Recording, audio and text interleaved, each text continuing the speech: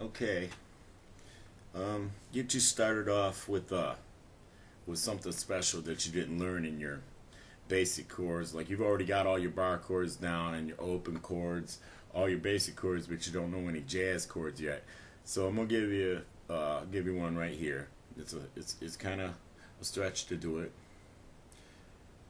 Put your second finger, second string down. Your first finger goes 2 frets down and the next string down.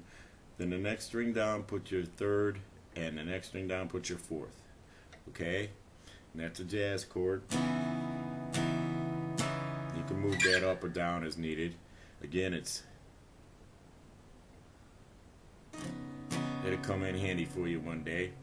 Another jazz chord that you can do is a bar chord. You lay your finger down. I'm just going to do it right here, but you can move these chords up and down the neck as you need them. 2 frets up, get your basic 5th chord started. Alright, and then a fret or a string down, a fret down, put your 3rd finger, and then go a fret back up, but a string down for your 4th finger. And you have that, okay? Again, that you start with your basic 5th power chord. 2-finger power chord. Add in your 3rd finger there and your 4th finger there. Okay. And I use that chord a lot also, like in phrasing like that, for where it's just okay. It's part of one of my signature chord tags. And then I'll give you one more just for good measure, which is this one here. Start with your 3rd finger or 2nd finger to get your bearings. Put your 1st finger down there, 1 fret down. Okay, then put your 3rd finger right there, which is 2 frets up from your 1st finger, and then go a fret up with your 4th finger and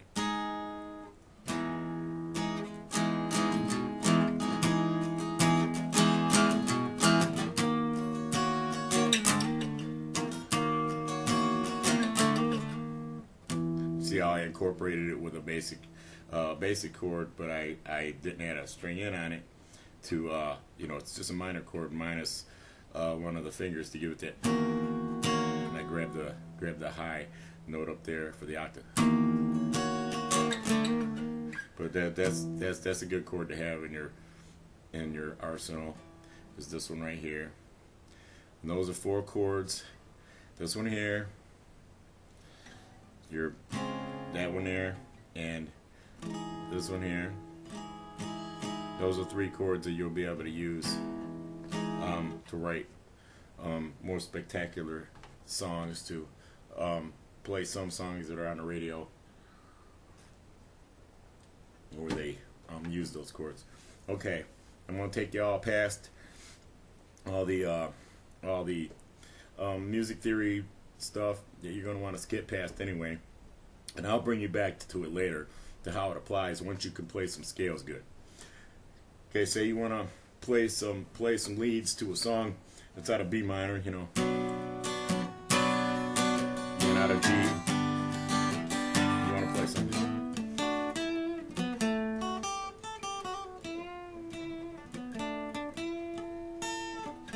Okay, you want to do a B minor scale, and you work your leads. It's a B minor blues scale. I worked my leads. I did learn a whole bunch of other stuff way back in the days of guitar guys like Randy Rhoads and stuff like that, Jake E. Lee. Well, I knew a lot of arpeggiated scales and stuff like that, and I ended up phasing back some to retain in my memory the important scales, which were the blues minor scales, because your E blues minor is also doubles as your G major scale, and it's like that all up and down the neck. So for your B minor, start off in your B and go. Do you see that? Some of you may finger it like this. You can figure it like that if you want. Then the next one. Then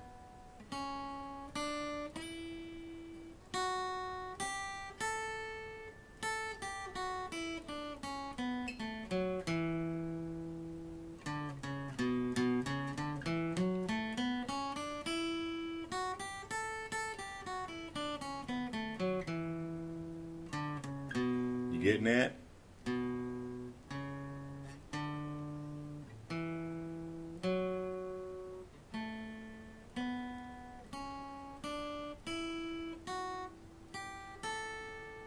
Okay, now you want to go further up the neck to another spot where the B minor is.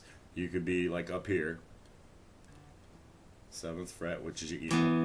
Okay. Oh no, wait, sorry.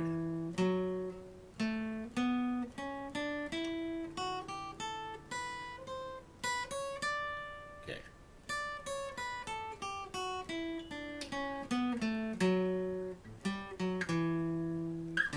So you could even connect it like from here. You can go.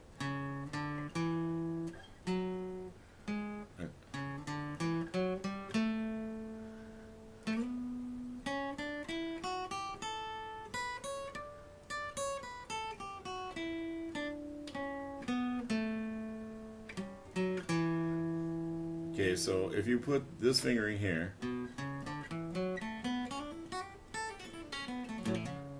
okay, and you want to connect it to this one up here.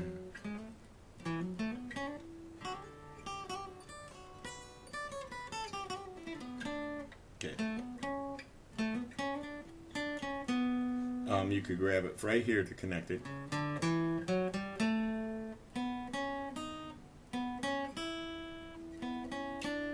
Okay.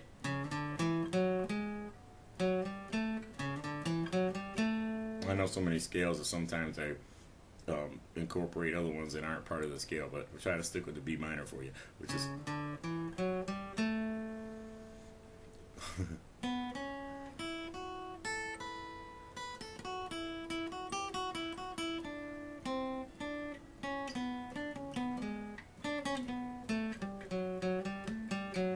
so the right notes here will be.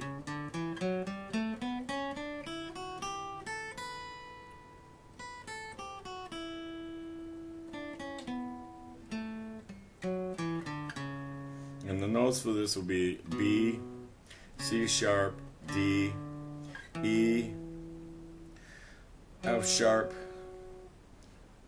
G, G, which I didn't include that, but yeah. Yeah, okay, for that scale you could add that G there. And then go to 2 strings. I'm sorry, I didn't include that earlier, but yeah, that's part of the connection. As you grab that G right there. Okay, I missed that before. That's why I suggested you take the advanced lessons from someone else, because I'm going to forget a lot. I'm going to forget more than the average person will learn today. But the B minor, you got from down here. You got B, C sharp, D, E, F sharp, G, A, back to B, okay? And that's your B minor scale, and you can work it all the way up the neck, like that. And if you want to start incorporating riffs, you can do riffs. One riff, common rock riff is this right here, where you're doing a pull off, and you come back up with your pick and catch the string up here. It's a common rock and roll riff that a lot of guitarists use, and you incorporate it into your leads. The first you want to get to where you can connect, to, say this.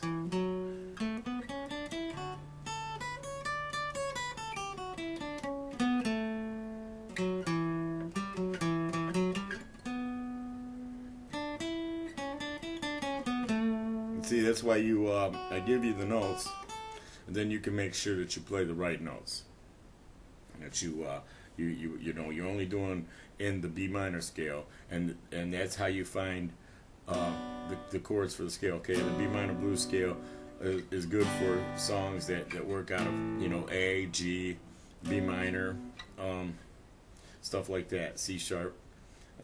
You incorporate jazz chords in that. So that's how you get to where you can connect these fingerings.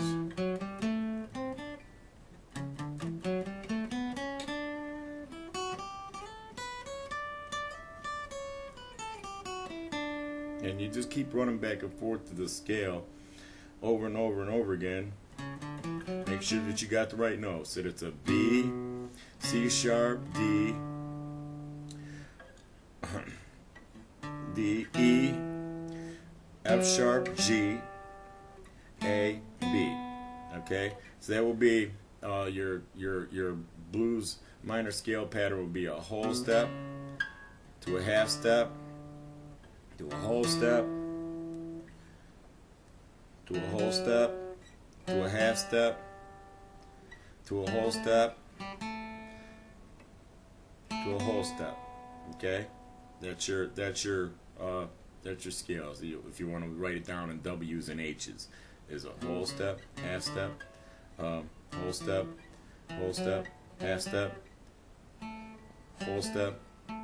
See, and that's how you figure out how to connect it. And you get to where you can run through your B minor connections. All your different fingering spots, and you get a couple different spots where you can riff good. You can riff good in those spots, and you connect them. Like, okay, for part of your guitar phrasing, you'll do it down here. Part of you'll do up here, and that's what'll make the difference between you and the average guitarist, like what's on the radio right now, that doesn't know these scales. So they play leads like a poser, where they sit and practice out of the same notes until they get it. And then if they mess up on stage, they're lost because they don't know the scale. So then they can't throw you a freestyle lead out there. If you want to play freestyle leads, you need to learn these scales and get them down. And then you can, even if you mess up playing a lead on stage, you can recover. Like Jimi Hendrix, the greatest leads he did were in his recoveries when he played live. So there's your fingerings for down here.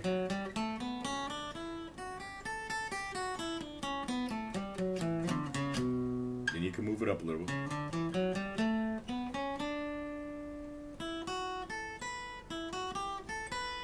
Then you can go up a little further.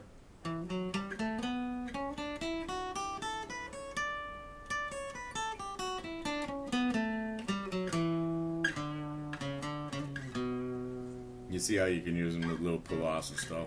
Once you know the lead, and you know the scale, and you know which chords it applies to, you can pretty much write a whole bunch of cool freestyle stuff out of it. So that'd be your B minor.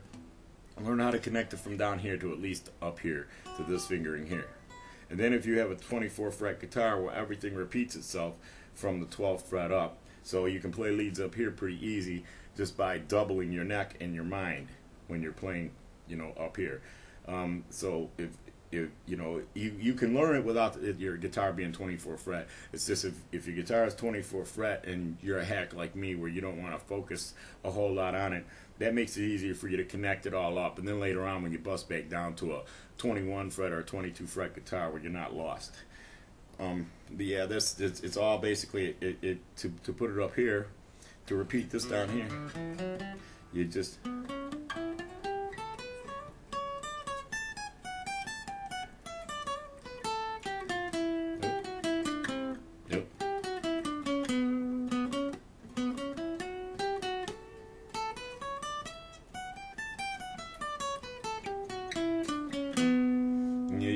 Okay, you can connect all that where you can do part of your lead where you're.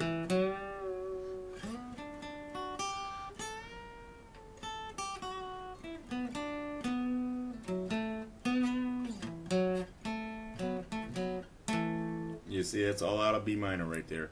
Okay, this one's long enough for the B minor. Work on that. That's for your B minor chord with connection with A and G and D, stuff like that. You'll find that it works. Listen real close for where it comes out, because you may need a different scale F sharp minor is really close to the B minor, except for instead of a G, it applies a G sharp. Okay, and that one note makes all the difference in playing a song that should actually have an F sharp minor instead of a B minor. So you got to pay close attention to that, because there may be the need for changing that one note. We'll get into that later. So enjoy that. Practice it a lot. Get to where you can do it forwards and backwards. Try and incorporate a riff or a lead, or where you come into the end of a phrase and you do a pull off or a bend. And bends, I'll probably show you this a lot, but a bend is you're bending a note to the next note in the scale. So if you want to bend from here to here to the next note in the scale, you're going to bend a whole step. Okay, that bends it. See how you bend up till you hear that note, and you get to where you can hear it connect to the note, and you learn where to stop for the whole step bend. A half step bend would be, you want to get that note from here. So see, that's a half step bend, and you're bending it to the next note in the scale. Or some people if you have a lock nut down here, you can get away with doing step and a half bends where you're bending from here to here without having to stop and tune your guitar up between songs. And if you do, you say your strings are still really new, and you do a bend and you pull your guitar out of tune on that string, you can work around that string until you get done with the song. Play your leads around that string, don't play on that string, and then retune up when you're done. Okay, and those are some of the secrets to putting on a good show. Is you want to be very fluent in scales, at least blues minor scales. Okay, so B minor is where I started. It took me a while to master it, and then I moved on to an A minor. So no, I think I moved on to an E minor. I think I'll show you an E minor next, and that won't be too much different.